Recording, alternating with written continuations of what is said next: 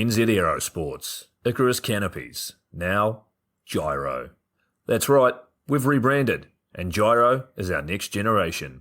It honours our founder, as that's the name we knew him by, but Gyro also marks the start of a new chapter. And not to be biased, but it's going to be fucking epic.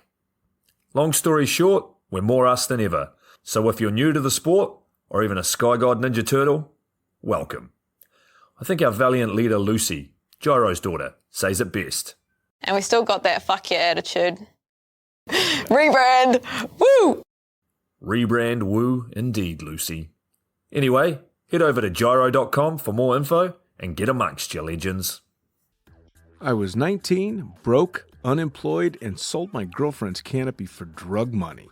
So I thought I better sew her a new one. What a sentence, and what a story.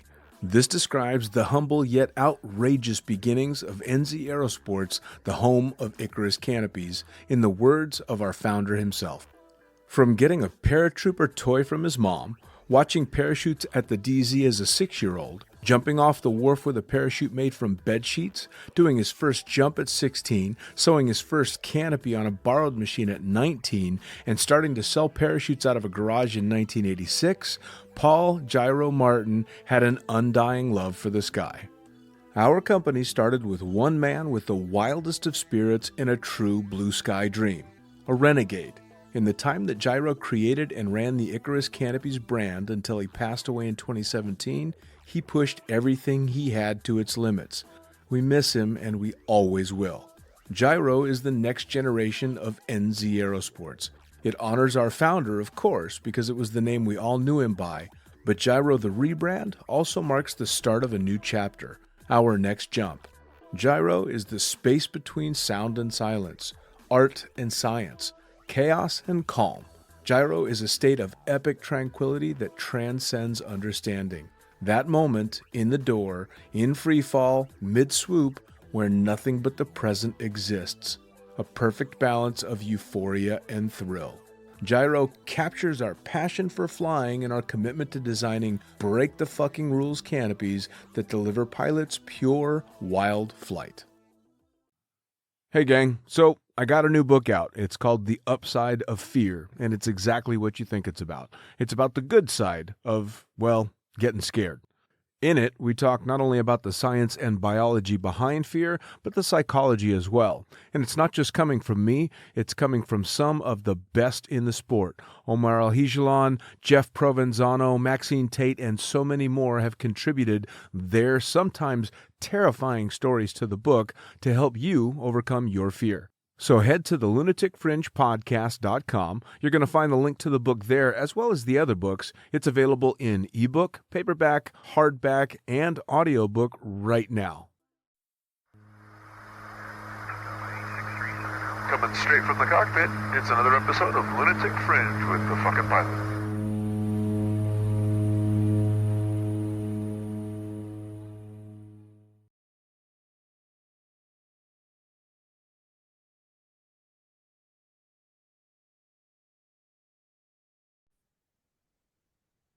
Ready, set, go! Back in the can for another edition of the Lunatic Fringe podcast, and another old friend on the other line. Straight to it. Who the fuck are you, and what do you do? Hello, everybody. I'm Matt Yount. So a little bit about me. I've been in the sport for about 26 years now. Got a little over 17,000 jumps.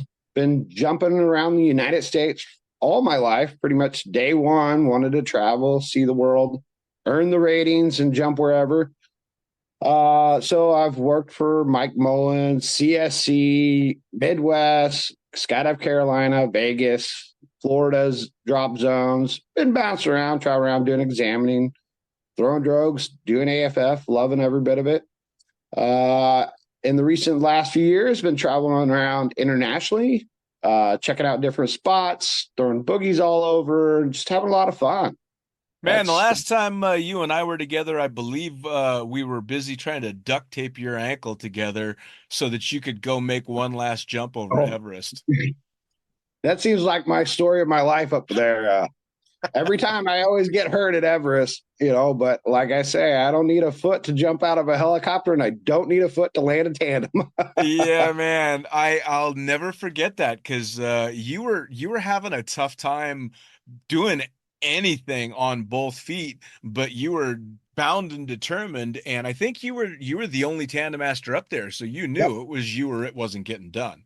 done. Yep, we had 2 tandems to do, and that was just how it is. So I still have not hiked up to the top. This day. How fucking funny is that? Well, I and know. both times that I've been up there, I never intentionally planned on being there when Everest Skydive was going on, and both times I just made it to Sangbochi like in time for everything. Right. Yeah. That's the perfect time of year to hike that mountain. I mean, Yeah. it's just a beautiful weather, most stable, and just awesome time to jump up there at that time. Yeah, So, man. Yeah, me and my good friend Olga Namova and her boyfriend Brad and my wife are going back in April okay. to do Island Peak. Oh, wow. Yeah, yeah, we're gonna I heard see that's if we can actually manage it. wonderful. Yeah, Yeah. yeah, it's Is it a little bit farther up there or is it it's same actually distance? it's when you're in I think it's Tengboche. Instead of making the left turn to keep up the path, you make a right turn and it's a half a oh pardon me, it's Dingboche and it's half a day's hike from Dingboche. Okay. And that's That's where not bad. base camp is. No, no, no, no, no. So it's basically right off the Everest Trail. Yeah, right. Yeah, Okay. yeah. Wonderful. So So, enough about my bullshit, man. Let's for anybody that didn't hear the first podcast that you and I did, let's give them kind of the background and how you got started in skydiving and all that shit. right. So I started in southern Missouri at a drop zone called Free Fall Express, Mount Vernon, Missouri. It is no longer there, but now it's renamed and moved to a different spot called Ozark Skydiving Center. I was about 17 when I got my certificate, did my first jump around 17, 18. And as soon as I walked into first jump course, I knew what I wanted to do. That was just my dream. Like I want that job. Yeah. You know what I mean? And in the Ozarks, there's not a lot to do. I mean, you're kind of, it has some goods and bads, but it was just something that when I saw it, that's what I wanted to be. And here I am now. So basically, I started there, jumping my butt off every day, packing parachutes to make the jump tickets. And I remember this old man, Jim West from Greene County, Ohio, said, "Hey, you're a TI." And I said, "I just got my TI. Hop in my plane with me in my Casa and let me take you out somewhere." And that's kind of how it began my career. And then I just started traveling around everywhere. So, So yeah. so the Ozarks isn't Chicago accountants and Mexican cartels?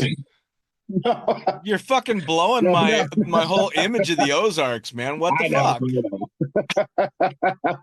It is it's a beautiful place, beautiful rivers and hills and lakes, and just one of those surreal kind of places to be, to grow up. I mean, like, parents were like, "You're out or in and you're not back until dark." You know Right. what I mean? And literally we had bikes and we just rode our bikes miles and miles any direction we wanted to go, and then we had four-wheelers and motorcycles, and Well, that was it was our a lot. generation, right? Our generation's parents were like, get the fuck out of our houses for a while.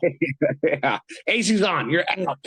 Yeah, man. Saturday, I don't know how it was at your house, but on Saturdays, as soon as Saturday morning cartoons were over, I better be on my way out the goddamn door.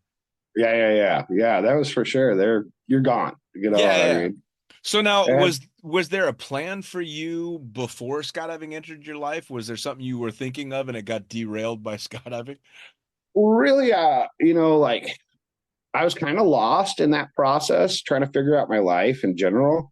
And a lot of my friends ended up really going down a real bad road. So it's a huge meth capital of the world. So, Sure. and, skydiving was just kind of my out. So I really didn't have any idea where I was going at that time, especially 17, 18. I was doing a little bit of framing houses and stuff like that, but just was kind of lost. And then I found skydiving. So, And and I mean, so it was like the perfect fit. Oh yeah, for sure. Yeah, because I mean it was rock climbing, jumping off stuff, blowing stuff up in the woods. I mean, the normal kid Was things we did. was skydiving something that you had to work past getting through the initial fears of skydiving, or were you just like fucking let's send it? Yeah, let's just go. Like it was just a thing. Like no fear. I didn't do a tandem. I was just like IED straight through it. And they're like, door open. I'm like, let's go. God, the balls of a 17-year-old, right? Yeah. It's even like when people were like, when I would turn like 20, Brom Clemens showed up and was like, hey, I'm doing an AFF course. And all the candidates failed. And I was like, hey, can I take this course? And he's like, well, how many jumps? And I'm like, I just have the jump numbers to qualify. And he's like, let's go make a jump. And I was like, and everybody's like, oh, you're not good enough. You're not good enough. And I'm like, let's go. Let's do it. Let's One way have to find fun. out. Yeah. And Rob's like, you're good. Like you have no fear. Let's do this. So that's always been kind of me. It's like, all right, just let's jump. With doors open, fear goes away, and let's go. So, like, how long did it take you to get through your student status and become a licensed jumper?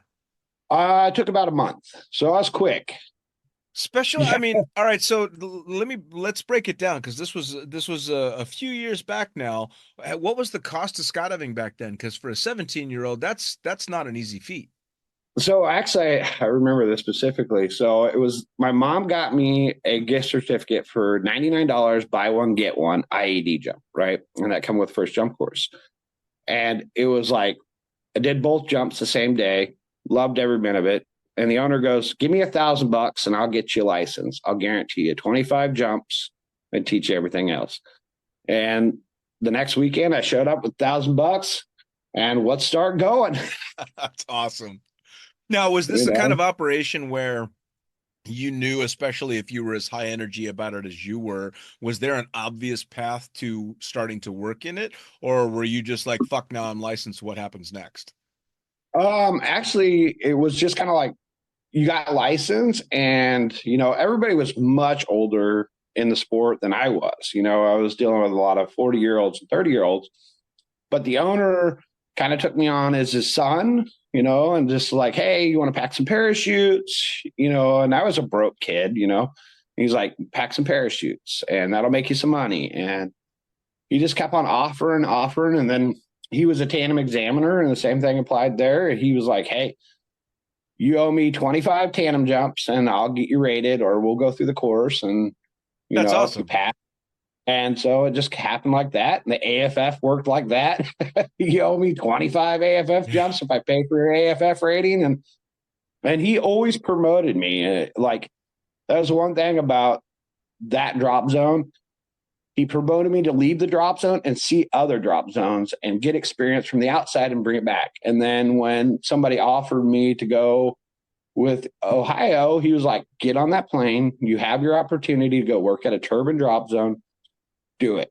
And I, after the season, I came back and he's like, that's great. And then it was like, hey, Mike Mullins is hiring. Why don't you go down there and try that, So yeah, that's how I started my career. Was the drop zone the owner kept on pushing me to go places. Which is fucking awesome because you don't necessarily always get that kind of a break. No. And And that's one thing. Yeah, most drop zone owners don't want you to leave your drop zone. no. Well, and I think especially now as a lot of the smaller operations find themselves being squeezed out by either tough times or by the turbine drop zones that are all around that they're probably trying to hang on to everybody that they've got. Oh, for sure. Yeah, we're having a downtrend right now in the sport, and I think that's due to economy or people living on credit cards or stuff like that. So our numbers are a little bit down for sport jumpers or even tandems. I would say last year to this year, we're probably another 10 or 15% down. And some drops are even dramatically more than that. So unfortunately. I mean, I guess that makes sense though, right? I mean, I've seen a lot of up and down trends in the 29 years I've been in the sport, and you definitely see the changes come. And obviously, the economy always plays a part in it, but even the economy within the sport, right? I mean, Oh, for sure. You and I started when you could have everything you could possibly need gear wise for on the high end 4 grand, and Oh, for now sure. fucking 4 grand's not even a down payment. Yeah, now some of these rigs are 9,000 to 11,000 for brand new rigs, and you're like, well, then I got another $1,000 in altimeters, helmets, jumpsuits. It's almost pricing itself out, and jump tickets, I remember were $10 and now we're at 30, $35 a jump. And you're Yep, going, wow, this is expensive. I mean, it is the times and we're, the economy, how it for is, but sure, for sure. planes are a little bit more. Oh yeah, it's honestly it's the gear stuff that I think catches me off guard the most. But then again, I look at it from someone that's been in the sport for a while and see all the R&D and technology that's gone into making modern gear. So I get it, but that Yeah, doesn't necessarily lessen the blow when you're staring down $10,000 for a rig. right. Especially for new jumpers, like we kind of accept it because we know what's going on and how they've done it, and the revolution of the sport, gear and stuff like that, and what they put into it. But these new jumpers are not expecting it. You know what I No, mean? no. And I'm seeing rigs come back out on the market or from the 80s and 90s for sale. And they're more expensive now buying those than you bought them back then. It's all Yep. like, wow. You know, You it's want a dome? Yeah. it's great though in that this shit is made so well and so durably and has stood the test of time, so much so that a rig that was built 15, 20 years ago is still a great rig. Oh yeah, it's amazing. And I remember back in the days, 20 years old was pretty much trash. Yeah. That's what we always thought. But now I'm seeing rigs that are 30 and 40 years old. And parachutes are still jumping, and you're like, I mean, I can't say I would want my old Talon that I bought 30 years ago on my back again. Would I trust it? Sure. Would I? eh, Wasn't the most comfortable equipment I'd ever no, hung in. no, no, You no. know. So you had great breaks when you were starting out and definitely had a DZO that was really pushing you to go further, but how much of a shock was it to end up in somebody like Mullen's King Air? I mean, the fastest jump plane on the planet. Oh, especially being a kid jumping on there. And then Mike's kids were, well, Jeff and Joel were 18, 17, 18. Zach was 11. Matt was 6 or 8 at the time. So we were all kids. And it was just one of those amazing things to jump in and see everybody like that and be a part of that time. It was just, and Mike was just a great leader for us at that time, and just kind of helped us through. And we just had so much fun with it. It was like the wild days, you know what I mean? Sure. Well, and I there mean, were a bunch, still some of the real pivotal names, the icons in the sport. Mullins being one of the names, and you can think of half a dozen for sure from that era that you're like, yeah, they were one of the reasons the next generation was so embraced in the sport and did so well. oh I yeah, mean, for sure. The Roger Nelsons and the Ted Strongs and all these guys that were just trailblazing shit. Oh, for sure. And that was, we had the what?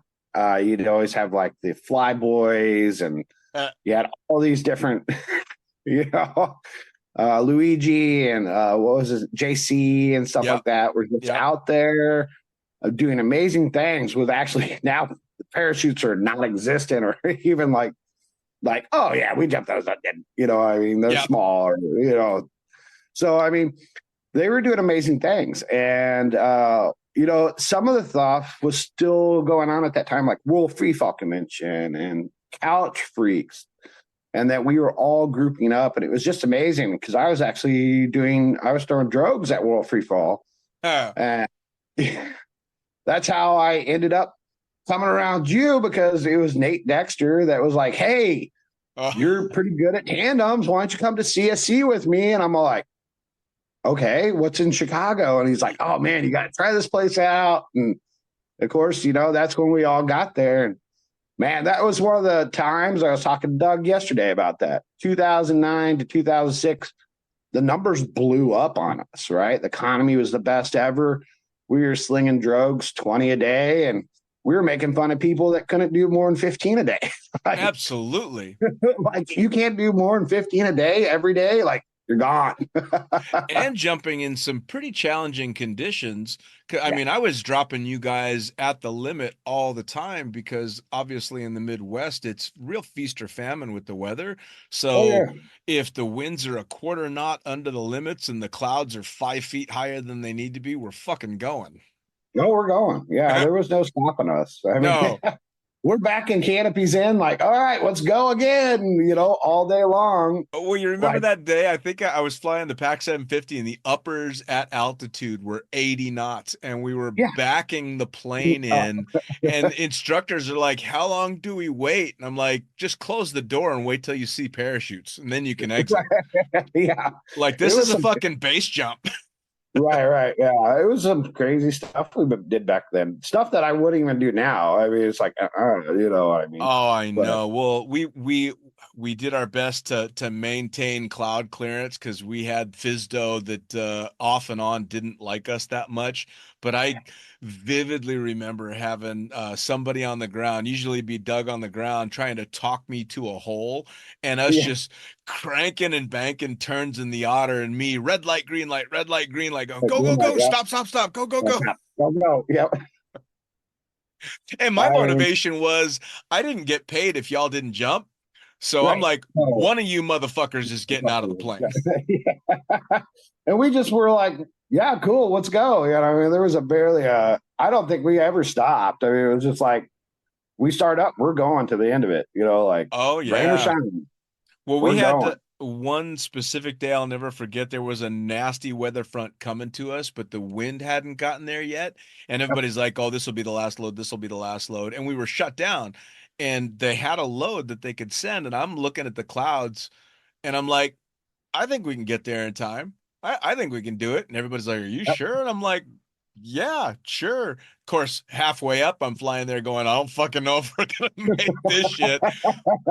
And I literally dropped everybody, raced to the ground, got the otter shut down and one tie down on as the last canopy's landing, and that blast of wind from the storm hit us like 30 seconds later. And I'm like, told you. Yeah, we made it. We made it, and By we the were safe about it. I can't think of anybody getting hurt then or anything no. crazy ever happening. But man, what a team we had, just cranking them out and Oh just having a yeah. lot of fun. We just had so much fun out in the middle of nowhere. We definitely did have a good time. I mean, that crew specifically just knew how to get shit done. Oh yeah. And it was a And pretty we were tight team. all right, and we were all very young too. I mean, all in our, I would say, 20s Yep. to early 30s. I Yep. mean, there was nobody really old on the team, and we were all just babies. Yep. Yep. Well, and it was funny because we'd still get a little mayhem. It wasn't the party drop zone like Cross Keys where I had been before, but definitely the bonfire vibe and like Manifest and me as the pilot, we always had a handle of fucking rum or Jack under the counter for after sunset and shit. And have a little bit of fun. And it was, I mean, it was a tight family. You had the Dexters, Lisa and Nathan were in there and all that. Just a great crew. Oh yeah. Just super fun. And I see a lot of them still. Miss Nate more than anything. God, Yeah, he passed, and then that's an unfortunate. yeah. Lisa's still doing good, and I I still re see Buzz. Buzz is still doing good, and Josh yeah. is doing good. So I One of mean, my favorite memories of Lisa, it was a fucked up day because usually we had really great customers, but this particular day, one guy was just being a total douchebag and somehow it made Lisa cry. And all of us were like, you don't fuck with our manifest. We can fuck with our manifest, but you guys don't get to. And I believe it was Paul that got the guy on a tandem. And as he's coming in for landing, the corn was real high during the season. And of course, we had a pretty tight landing area in Chicagoland. So you had to be on your game. And I'll never forget watching him base to final, and at like 100 feet, just made a dramatic right turn straight to the corn and just swooped the shit out of this guy through the corn, who had of course, got the shit beat out of him by corn cobs going through, and all of us are pissing our pants laughing, going, "Don't fuck with our manifest." Yeah, that sounds like Paul. Yep. He's one of those guys you just didn't mess with. So. Yeah. No, lots of really good memories there. The one girl we had that came out and wanted to do a bunch of ride-alongs, and is a real cute girl. And after about 10 ride-alongs, Lisa's like, she can't just keep staying on the plane. She's gotta fucking pay. And I'm like, well, you know how they get free tandems if they go naked? And she's like, yeah, well, how about a ride along? And so next thing you know, and we had the Pac 750 seat was backwards. The co-pilot seat was backwards. She was sitting there in a thong and topless, and it's the first time I've ever seen a load of tandem instructors sit the wrong way in the plane so they could stare at the girl in the seat. There were the days. I mean, we had some fun back then. That's for sure. Yeah. So, how about, so you did stuff like CSC and all over the US, but how did the international stuff start coming in? So 2017, Tom Noonan, which we were good buddies at that time, we did some courses and we actually trained together as examiners for Strong. He said, "Hey, I need a TI. You're pretty good at this. I really want you to come up and meet the team and come do a tandem with me at Everest." And so I did the tandem with him, I enjoyed it a lot. And then it kind of was like, got me the itch. And, and that's how it kind of blew up on me. I started doing that, went to a bunch of boogies with Rich Grimm, and then Iceland and different things like that. And I've just really enjoyed it. It's kind of a lot of fun. I mean, it's kind of amazing, really, when you think about the shit that especially you and I have gotten to do in the places we've gotten to see, because once upon a time we decided to jump out of an airplane. Yeah. It's ridiculous. Yeah. It's ridiculous. It's taken me all over the world, just like you. I've met some amazing people in this process, and has changed my whole thoughts and process to the world or how I believe in and stuff like that. So it's just well, and guys like Tom, he was so infectious with his not just love of skydiving, but in particular his desire to make tandem skydiving as good as humanly possible. Oh yeah, he was the best of the best. You know what I mean? He always said he wasn't the greatest TI, but he was a great teacher. You know what I mean? And he was probably the best. I mean, he was, no matter if you had 17,000 jumps or you had 5 jumps on tandems, he was like your buddy. You trusted him. You called him if you had a problem. He would talk to you as a normal person. He would never scream at people. He would give his opinions and let you digest it and then come back. And even if you disagreed with him, he was okay with that. Yeah. He just kind of talked to you as a human. So you always felt like he was super cool because I've had him on the show a couple of times, and he was great when I reached out to him, because that was back when the podcast was just getting started, and so it didn't really have much of a name, and he was super stoked to be on it. We had a great conversation, and I was really fired up to hear all the stuff that he had to say. And then he followed it up with another one, and he was actually the reason why I got to get a bunch of different people on, Uncle Bill being the biggest one.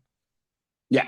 I mean, and he was literally like, "Hey, you want Bill on the podcast?" And I'm like, "Are you fucking kidding me? Of course I do." He's all, "Well, shit, dude, he's just next door. I'll set it up." And he did. I'm all, that's score. Amazing. Yeah. Absolutely incredible. So what was your first time abroad? That was Everest, actually. And now, briefly tell the story of how you fucked yourself up on that first trip. So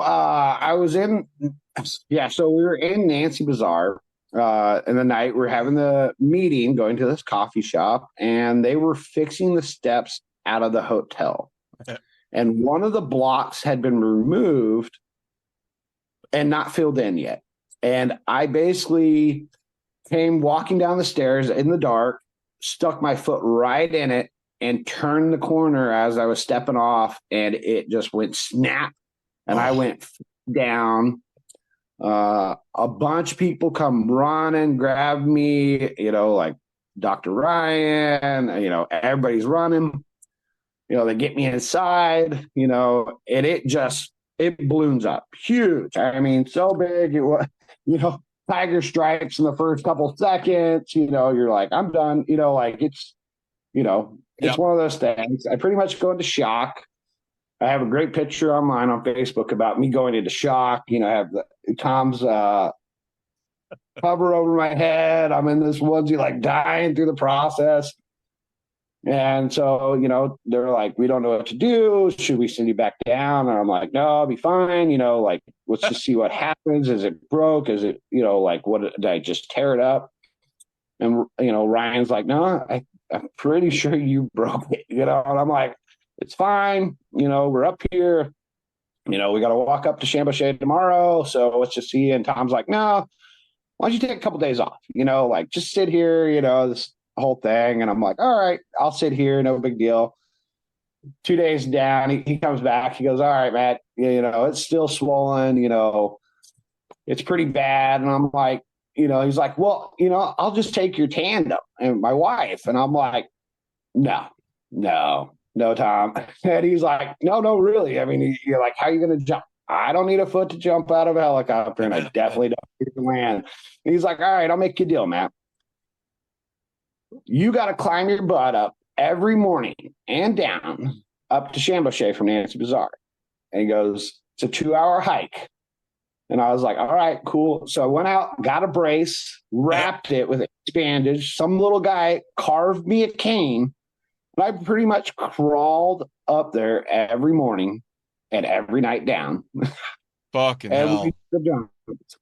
And that's, I guess, for anybody that's not been there, the trek from Namche Bazaar to Seongboche is no fucking joke. Oh no. I was there's a lot of pain. A lot. Circles are like, what are you doing? And I'm like, got to make it up there. I'm getting up there to make this jump. Yep. So how far up the hill did you make it in 2023 before you fucked yourself up?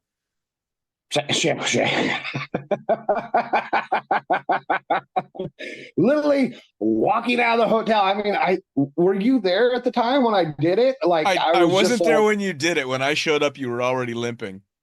So, okay, so the little place where we gear up, right? There's a little stair, right? And I was just literally like talking to Omar and PH, like blah blah blah blah blah, da da da. And I'm fine, like everything's great. And I literally just walked down the stairs, and that ankle just rolled. I don't know what happened, and I just went face down. And it was like they looked at me like it's happening all over again. And I'm like, and that and I think you showed up. Yeah, you showed up right after that, and it was just like. Oh yeah. Well, I mean, it was a great benefit for me because it actually gave me something to do instead of standing there making an ass out of myself talking skydiving to the tandems. Because I'm like, all right, I can help collect this gear. I can shag shit. And I ended up being able to pack a couple of parachutes because you weren't able to do a lot of the stuff that you were doing because you were trying to take care of your ankle. And so I'm like, this is fucking great. I'm part of the team. Yeah, but it's, once you're up there, you got a job. And, I remember Tom saying, sometimes when we're up here, you might be sick, but we have a job to do. And that's, the thing, like if you just got to get it done. These people are paying a lot of money. They deserve everything you can give them. And as long as my leg is somewhat functional, and I still have one good one, I can still do this. So, yep. No, that whole thing. I've got all kinds of pictures, and you can see you just got this fucking look on your face like, I'm going to get this shit done. But there was also palpable relief on your face when you landed from that last tandem, and you're like, I'm fucking done. That's it. Yeah, I was done. I was like, all right, I'm good. And, it's like, all right, we're flying you back down. I'm like, thank God. Yep. You I know, mean, like, I hate to say it because it was clearly incredibly hard while you were there, but what a story to tell. oh yeah, yeah. And you know, there's some amazing jumps up there, and that we have such a good team up there, and it's just like everybody loves everybody, and all the drama kind of goes away, Yep. and life problems go away when you're up there because you really don't have the outside life interfering with life there, Right. and everything just is so much more peaceful, and it's just one of those great experiences. Oh So yeah. if anybody can ever make it up to Everest, it's one of those jumps you will never regret.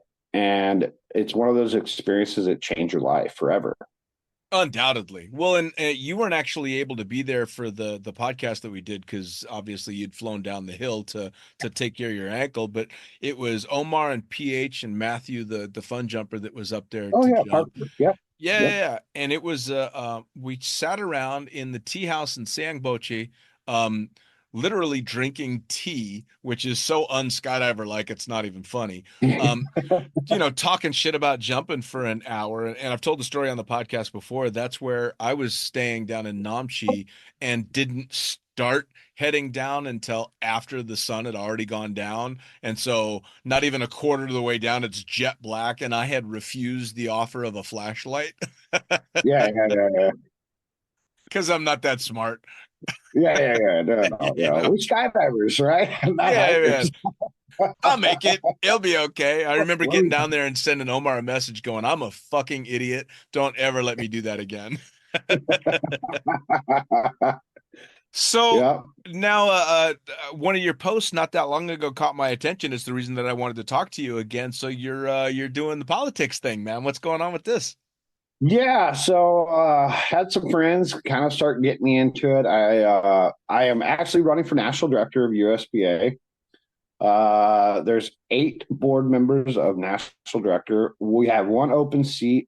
14 are running for it right now, but anybody could be knocked off. So it is kind of one of those things. But a couple guys came to me and you're like, you've been attending these meetings. And, I always said, hey, someday I want to maybe do this, attending these meetings and what you guys are doing. And they're like, why don't you run this time around? And so, yeah, that's why I'm here now doing that. So Larry Hill stepped off the board this time around. He just retired. So that was great. He had 30 years of service in there. So, but he has moved on. And so it's gonna be it's a big fight. We got a lot of good people in there. Sure. Sean Hill's running, Scotty from Arizona, Amy from Red Bull. I mean, you got a lot of good people running with a lot of good experience. So Yeah. Well, and it's cool too with somebody like Larry that had the history that he did, but now the next generation is stepping up with a whole new USPA and all kinds of different, more modern concerns as things shift gears. So it's kind of the natural, succession. right. And that's where, the great part is right now we have 34 members running for the board of directors. Awesome. Between regions and national. That's some of the largest numbers ever wanting to be a part of the board, so that's great. The next generation is stepping up for the older generation, which we are seeing a lot of them retire. And, some of that history's passed on or it's going away, which is a sad thing for us. But it's great to see now the new jumpers or jumpers like me stepping up and saying, hey, I want to do this. I want to be a part. I want to help out. And that's a great part of this. So now, are there things that you see that you think need changing? Are you things that are heading in the right direction that you want to reinforce? I mean, what specifics are you looking at? So for me, I was looking at the international part, right?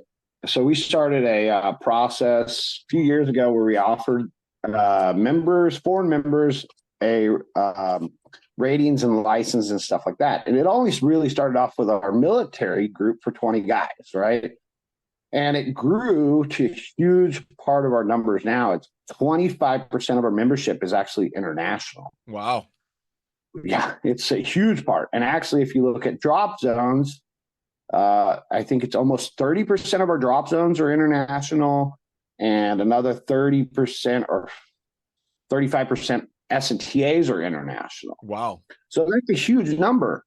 But in the last recent years, there have been talks about removing some of the voting rights from the international people, because they always figure that the international could group up in one region and basically control USPA by putting their members into that position.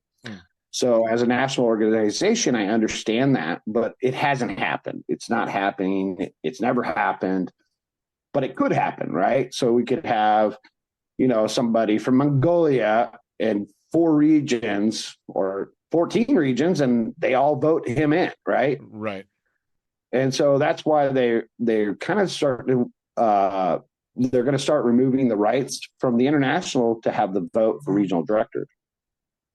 And I feel some of the international, they just don't have representation in their area. Like, they don't have anybody they can go to from their religion or culture or in their area to talk to have their concerns addressed to USPA. And Sure. I'm all like, so that's what I'm really running on, is to introduce new regional directors into different areas of the country or in the world for representation. And that way we can actually get feedback from our foreign members and actually supply them a place to go, to address us or even check what we do and maybe add more stuff to it, to different countries. I mean, well, the bottom line is, if you're going to offer membership, then you have to offer representation.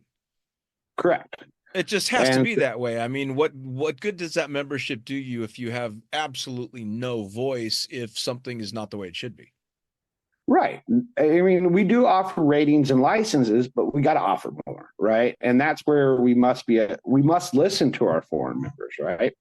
And it would save us a lot with this process, because we've changed so many rules with foreign 4 or 5 times because we're just not listening out there, right? Sure. And people are like, oh, well, they just don't email. How do you hear stuff? You start talking to the members. The members don't email their concerns. You have to talk and have a discussion with them, right? And with me traveling, I ask, I talk, and I see that they just want this. They want more. Other countries are just establishing or coming brand new onto skydiving now. They just don't know where to go with it. So USPA can also help establish rules and regulations for countries. We did this recently with the Bahamas, where we took the FARB and the SIM. We threw out a bunch of junk we didn't want and took the good stuff that we do want. Sure. So we prevent corruption and accountability, and then their government knows exactly how to do it or how skydiving is. You know what I mean? Sure. Well, I mean, there's a lot of places that I was lucky in that with Dubai. The Palm was a USPA drop zone. And you had guys like David Ludwig that were, representing the USPA, who was very vocal about trying to, put out the needs of the membership that were in Dubai. But I would imagine a lot of places that have adopted the USPA don't necessarily have a representative there that's as vocal or as active as somebody like David was. That's right. And that's what that I feel that's a little bit of problem for them, and some drop zones just don't even know, they have no voice. They have no one to talk to. They're on a 12-hour time change. They use our SIMs, they use our IRMs, they use our ratings, but they have concerns in their own country, or sometimes the countries are trying to shut them down. And why can't we help them stay open? I mean, we do it in the US now. We might not be able to fight a country, but we could give a letter saying, hey, we back these guys. Here's how we do this. This is our thing. Let's help you establish rules and regulations in your country so you know what to look for. And we just get more feedback on equipment, how everything's going, trends, stuff like that. Sure. I mean, it's not just US anymore. We're worldwide.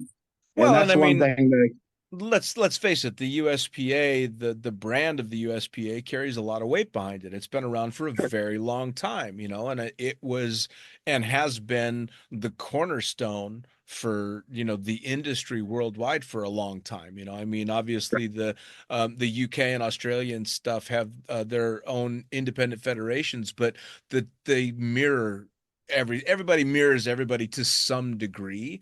But the USPA is one of the pillars in the sport. Right. They're usually considered the gold standard. We're the only one that has an international program. Yep. So we have international affiliates. So, I mean, we've kind of stepped up, but I see us maybe 20, 30 years expanding, even grouping in with those countries, like New Zealand, or Australia, where they're like, let's just combined, why have multiple federations and people are paying multi things, or, hey, I can't go jump there because I'm not rated in that country, where we can just be one, because we're all doing the same thing. We all believe in safety, and it's all about skydiving. We're just here to have fun. You know what I mean?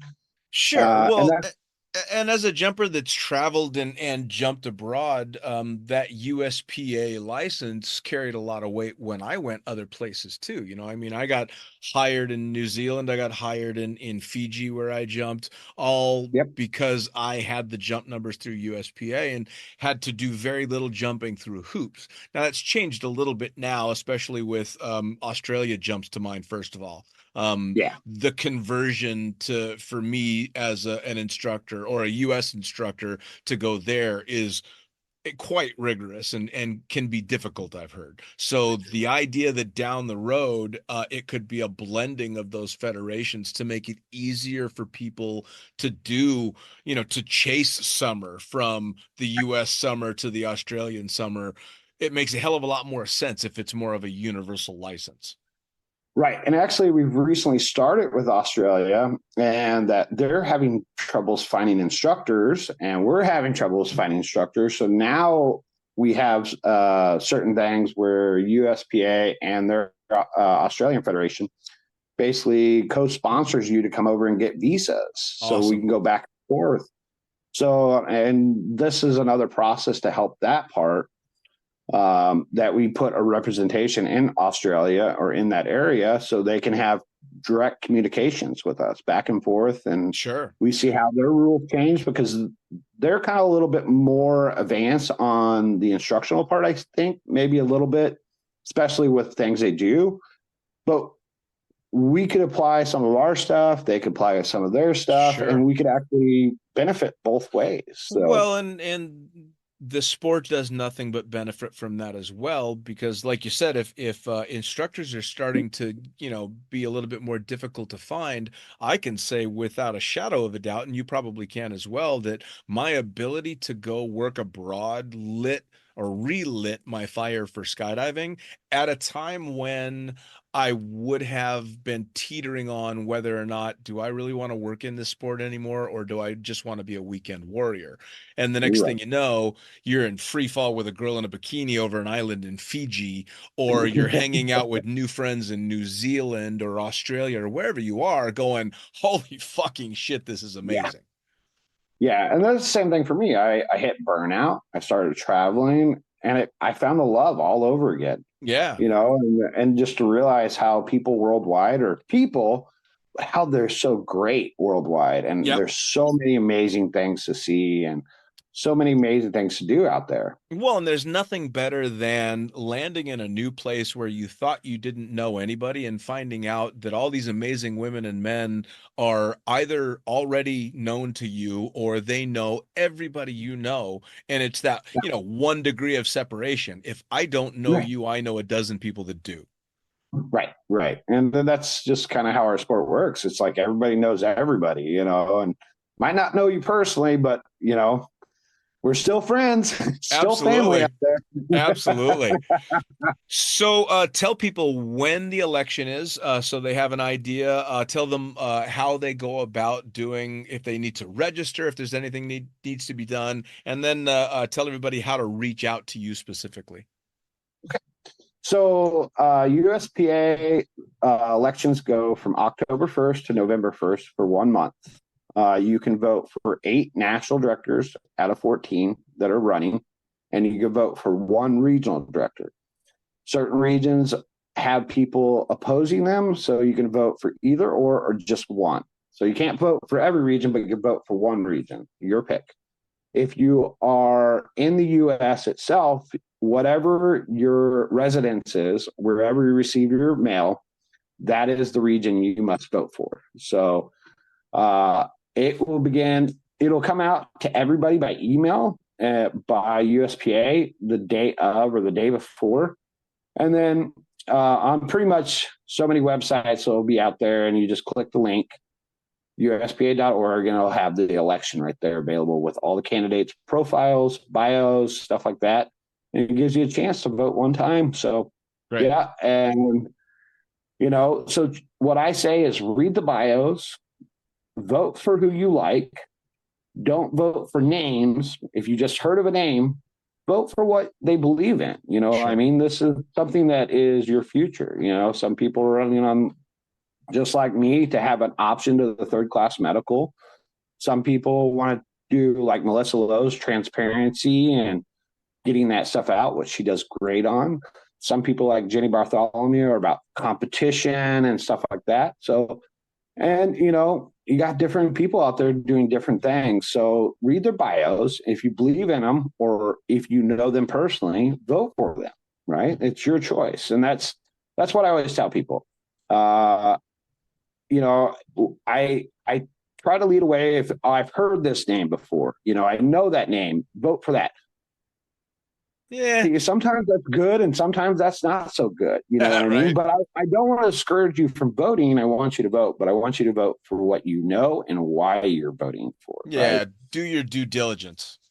Right. Do your research. You know what I mean? Because we've had some not so good people on the board, and it's gotten toxic. And, like, what I want to do is what I want to do. And some of the stuff is dreams, right? So, Sure. like I have a dream to move USPA to Florida. Is that, is that a possibility? Probably not, but it's a good idea.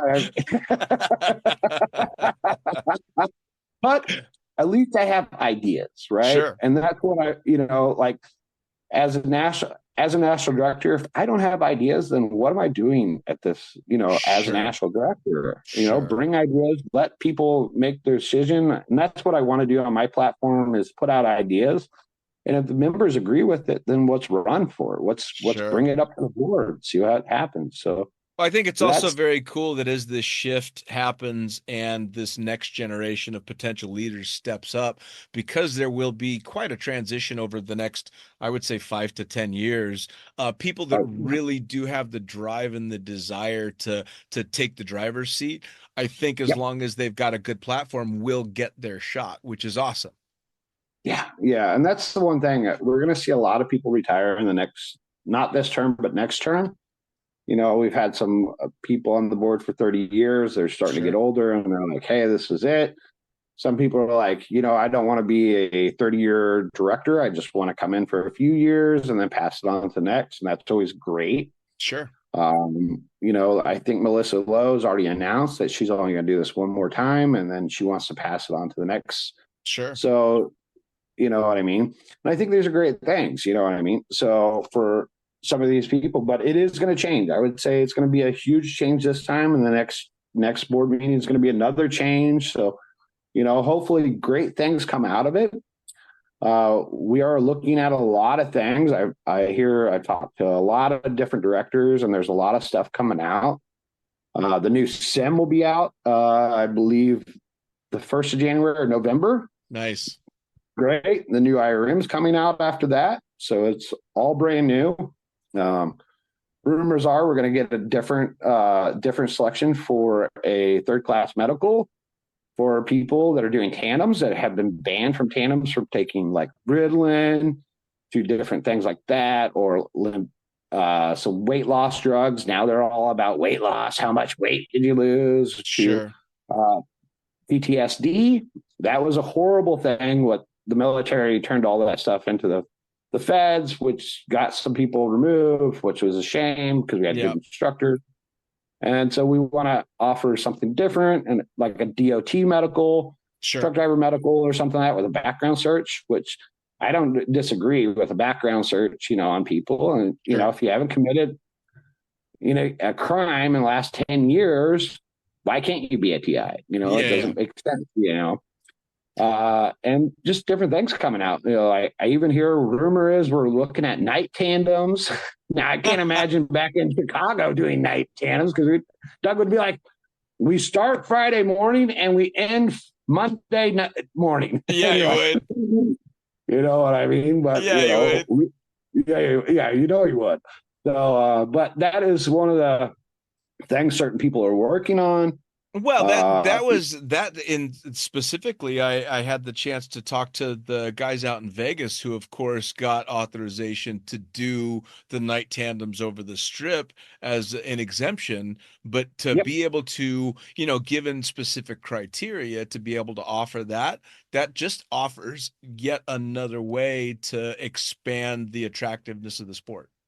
Oh, for sure. And revenue for drop zones right now, it's great. Imagine, in Florida, Christmas or New Year's Eve or 4th of July where the fireworks are going off, and doing tandem, watching that stuff. I mean, Australia has been doing this for a while now. So I literally did the first ever sanctioned night tandem in New Zealand.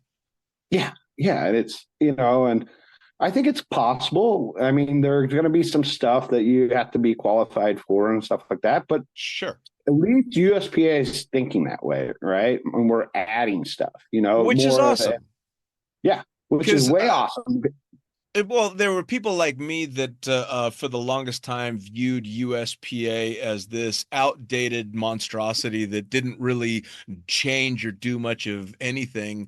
And that was just because that's the impression that I'd been given by the old dogs that taught me. And then, of course, you get a little bit more mature in the sport and realize that's absolutely not the case. But like anything political, not everything happens fast.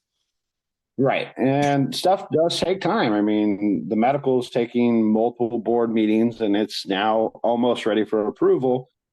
But sometimes you have some older people on the board that have it just stuck in their mind one way. And you're like, sometimes the new generation steps up and like, no, this is capable of doing. Yep. And, I just brought up the other idea is, hey, let's start maybe test jumping with 2 wingsuiters. Wingsuit tandems. Now, I know they're happening.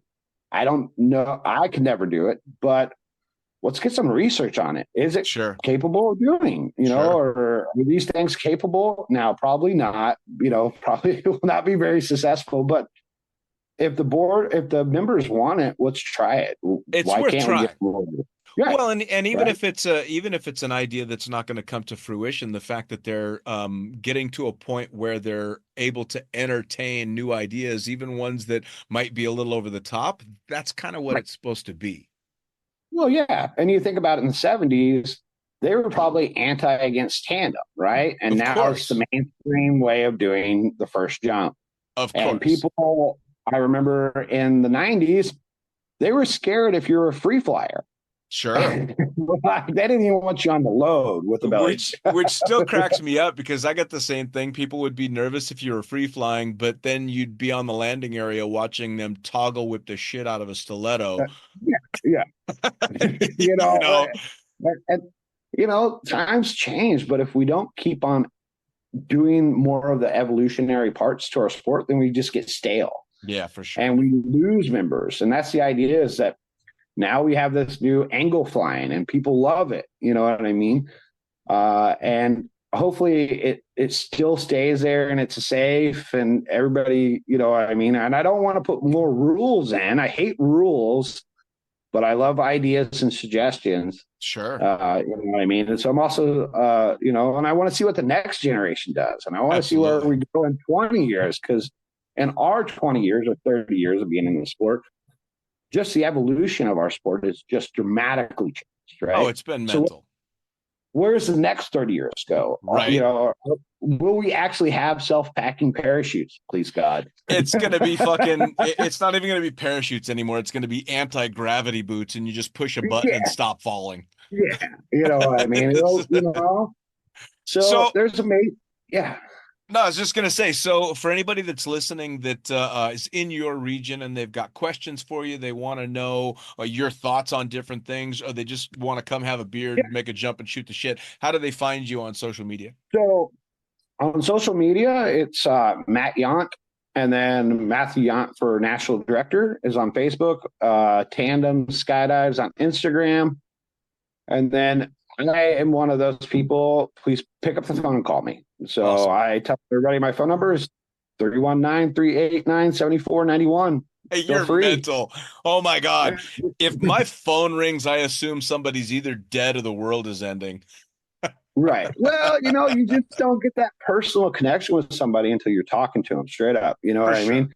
For sure. You know, emails just, you know, you can email me and I can reply to an email and that's fine, but you just don't have the personal feeling of how they feel truly. And I will be one of those guys. If you email me, you better put a phone number because I'm going to call you right back. You know what I mean? Like, and that's, you know, that's kind of what I'm actually, if I get the national director, I'm pretty much only going to be a skydiver again. So, sure. You know, I'm running international boogies, 9 of them this year alone or next year. So, I mean, but I want to be out there for the people. Call me, talk to me. Let's figure out some stuff. Tell me what you need. Tell me what you think. You know, maybe, you know, people are asking about the Hall of Fame. I'm learning as much as I can, but if you don't ask me, then I don't know what to find out for you, but I will find out you know, I'll call the people, we'll get the answers and we'll figure it out, you know, which is exactly how it should be, man. Yeah, for sure. Man, I'll tell you what, man, I cannot thank you enough once again for taking the time and sitting down and chatting. And I wish you all the best with the upcoming election and all the crazy fucking boogies and all that. And the first round's going to be on me when our paths cross again. Oh, for sure. All right, buddy. Good seeing you. Cheers, brother. We'll talk soon. Yep.